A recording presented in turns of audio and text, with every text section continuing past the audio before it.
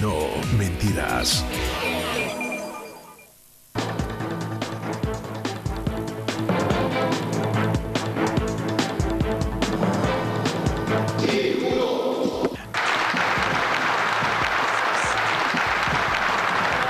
Cuando llegamos al gobierno en 2005-2006, yo encontré a las Fuerzas Armadas desmoralizadas. Entiendo que estarían por estar y no tanto por principio, y de ahí ahora siento más compromiso, que tienen confianza en su institución, pero también en la patria.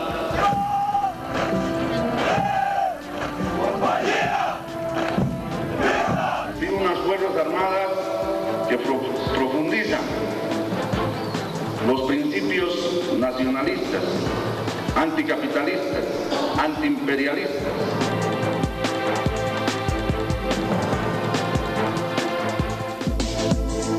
Llegamos al gobierno en 2005-2006, yo encontré a las Fuerzas Armadas desmoralizadas. Entiendo que estarían por estar y no tanto por principio. Ahí está la palabra del presidente Evo Morales, y aquí está con nosotros el ministro de Defensa para explicarnos el cambio y las palabras del presidente. ¿Cómo está? Buenas noches. Buenas noches, Jimena. Ministro, ¿qué quiso decir el presidente con eso de prepararse? Porque yo realmente que entiendo que si llegamos a tener mar, pues la naval tiene que estar lista, ¿no? Pero creo que en Chile entienden como que le queremos declarar la guerra. No, el presidente textualmente ha dicho que hay que prepararse para la fase post-La Haya, para el fallo post-La Haya. ¿Y qué entendemos nosotros por el fallo post-La Haya? Es esa fase de negociación en la que el asesoramiento técnico sobre la viabilidad de puertos, corredores, el uso de los recursos marinos, ¿no?, las capacidades de intercambio comercial estén en las negociaciones. Y la mejor institución en este caso que tiene el Estado especializada en eso es la Armada Boliviana. Eso es técnicamente o concretamente lo que ha querido decir. Además de eso ha llamado a la innovación tecnológica, ¿no?, a la investigación. Gran parte de los avances tecnológicos en el mundo han salido de centros militares. El Internet, la computadora han sido fruto de institutos militares. Entonces hay dentro del plan de desarrollo 2016-2020 una importante énfasis en la investigación y el desarrollo de la industria, y en este caso la industria y la tecnología militar. Claro. Ahora le pregunto, por favor, ¿usted recuerda a qué arma han pertenecido los últimos cinco comandantes en jefe? Claro que sí. Hay una rotación natural que está pactada, no está escrita necesariamente, pero que de acuerdo al espíritu de la LOFA, la Ley Orgánica de las Fuerzas Armadas, tiene que ser compartida. Ahora tenemos naval. Antes que el general Ariñez ha sido del Ejército, el general Durán de la Fuerza Aérea, el general Salinas del Ejército, el almirante Valdivieso de la Armada y el anterior ha sido del Ejército. Hay una rotación. Un año es del Ejército, el siguiente de la Armada, el siguiente del Ejército. Han habido juntos del Ejército. Tocaba la naval, ¿sí, no? Le tocaba a la Armada, sí. Así es. Eso se ha seguido con el ciclo natural de rotación que hay entre las fuerzas. Y cuando el comandante en jefe es de una fuerza, el jefe de Estado Mayor, es decir, el segundo, es de la otra, y el inspector general es de la otra. Siempre hay un equilibrio entre las fuerzas. Proporcionalmente, en el periodo de espacio tiene preeminencia el Ejército porque es el 65-70% de la composición total de las Fuerzas Armadas. Veamos lo que dicen los diarios chilenos, por favor, a propósito de lo que pasó hoy con el alto mando. La tercera, dice Evo Morales, pide a las Fuerzas Armadas de Bolivia sumarse a la planificación de acciones post-demanda marítima en La Haya. Bio Bio, la radio chilena, dice: Evo Morales pide a las Fuerzas Armadas de Bolivia prepararse ante decisión de La Haya en disputa marítima. 24 horas, noticiario chileno. Evo Morales pide a las Fuerzas Armadas sumarse a la planificación de acciones post-demanda marítima de La Haya. También lo reflejan así. Estamos hablando de un tema importante. Esta es la entrevista del día. Agencia Nacional de Hidrocarburos. Nuestro compromiso a toda prueba. Presentamos la entrevista del día. Ahora la pregunta, por favor. ¿Cómo están nuestras Fuerzas Armadas, ministro?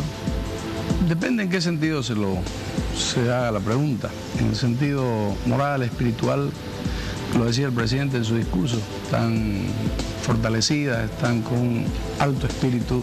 ¿Cómo se mide la dignidad? En función de la misión que se cumple. En el pasado, cuando la soberanía en realidad no existía porque nuestras decisiones las tomaban en lo económico el FMI, el Banco Mundial, en la lucha contra las drogas la DEA, ¿no? Y las decisiones políticas la embajada, y nuestra economía era manejada por las transnacionales. Bueno, el concepto de soberanía había pasado a un segundo plano. ¿Y cuál es la principal función de las Fuerzas Armadas? La defensa de la soberanía. Yo creo que en este periodo se han sentido, además de dignas, útiles, ¿no? Porque están comprometidas en la defensa de la soberanía. En materia de preparación ha habido un cambio radical en cuanto al enfoque. De la formación que se daba hasta el 79 en la Escuela de las Américas, en la que se formaban represores, ¿no? Futuros dictadores, hay ahora una preparación nacional, primero, popular, segundo, antiimperialista, tercero, que entiende que el enemigo del país jamás va a ser el pueblo, ¿no? Sino son aquellos que atentan a sus intereses, tanto territoriales como económicos, ¿no? Como por ejemplo la expropiación de los recursos naturales que habían empezado. ¿Cómo están las Fuerzas Armadas en equipamiento, ministro? En equipamiento hay un plan, se ha mejorado bastante, reconocemos las insuficiencias, pero también somos conscientes que entrar a una competencia armamentista en el plano regional no tiene sentido. ¿Somos las Fuerzas Armadas menos armadas de Sudamérica? No sé si serán las menos, pero seguramente que si se compara con otros países, tecnológicamente tienen mayor armamento. Y eso es lo que se ha suplido con una teoría que se llama la doctrina patriota, que no es más que aplicar... ¿Qué es? Aplicar lo que se ha hecho con éxito en la guerra asimétrica. Le voy a dar un ejemplo. El ejército más grande del mundo, Estados Unidos, fue derrotado por un ejército tecnológicamente mucho menos poderoso, Vietnam, o la pequeña isla de Cuba, ¿no? Que se ha mantenido con una capacidad disuasiva impresionante y que en el África ha derrotado a un ejército 10 veces superior como el sudafricano en la lucha de Angola. Es decir, la guerra asimétrica combate la guerra convencional con la guerra popular de la participación de todo el pueblo. Esa es la razón por la que en la parada del 7 de agosto desfilaron no solamente los militares, sino principalmente los movimientos sociales, porque es un pueblo unido a su instrumento militar es indestructible, ¿no? Vietnam fue un ejemplo, y situaciones de asimetría las tenemos acá. Aunque destinemos el 100% de nuestros recursos del PIB a armarnos durante los 20 años, no vamos a alcanzar la inversión que tiene, por ejemplo, Chile, ¿no? Por dar un ejemplo, que tiene una millonaria inversión en armamento.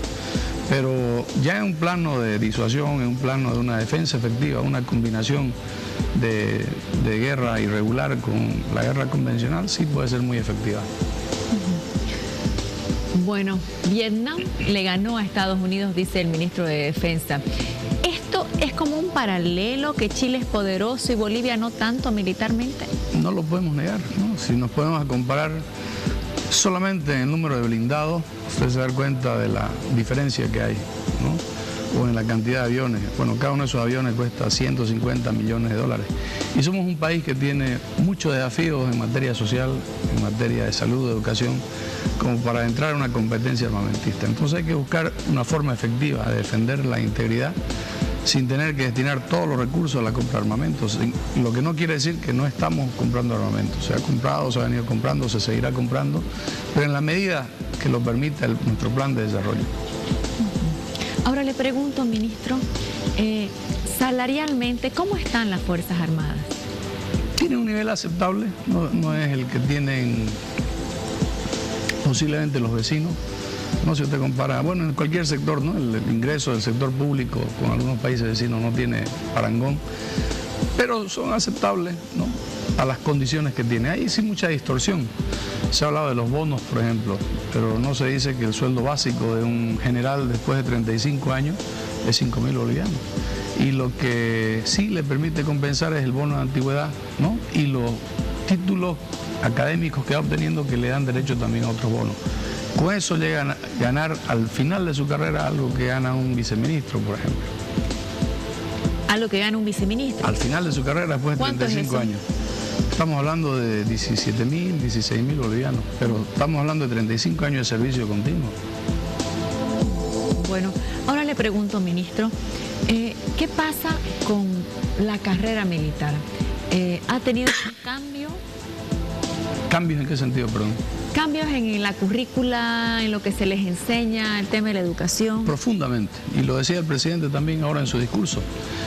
Dentro de los institutos militares se enseña el camino, el ejemplo, la doctrina de militares como Santa Cruz, como Germán Busch, como Villarruel, como Obando, como Torres, ¿verdad? Porque también ha habido militares, García Mesa, Barrientos, Banzer, ¿no?, que han dejado una terrible y nefasta huella en nuestra historia. En cambio ha habido militares patriotas que han coadyuvado a procesos más bien de industrialización, de potenciamiento de nuestra economía y principalmente de soberanía. A lo que apunta es que los militares formados tengan como modelo a Busch, Villarruel y Torres. Bueno, le agradezco, ministro, por estar en No Mentirás. Gracias, Jimena. Y aprovecho para invitarla la próxima semana. Tenemos la presentación de un libro de una tradición cruceña que es el mojón con cara. Que lo ha escrito usted. Lo hemos escrito y usted ahí aparece en una parte. Aparezco en la entrega del mojón. La última aparición del mojón. Sí, va a ser un gusto. Gracias. Y después lo vamos a tener aquí presentándolo el libro. Muy bien. Vámonos a la pausa. Atención. Retornamos hablando de un tema importante, pero antes cerramos de esta que fue la entrevista del día. Agencia Nacional de Hidrocarburos. Nuestro compromiso a toda prueba. Hemos presentado la entrevista del día. Después de la pausa les vamos a contar que Bolivia gana el Oscar del turismo mundial, destino turístico favorito en el mundo. Volvemos con esto y también con algo importante para ponerse en forma cuando llega el final de año. ¿Estás lista para lucirte? Prueba los batidos de Bimanán. Pierde hasta 3 kilos y redefine tu figura. Durante 3 días reemplaza tus comidas con nuestros deliciosos batidos. Con Bimanán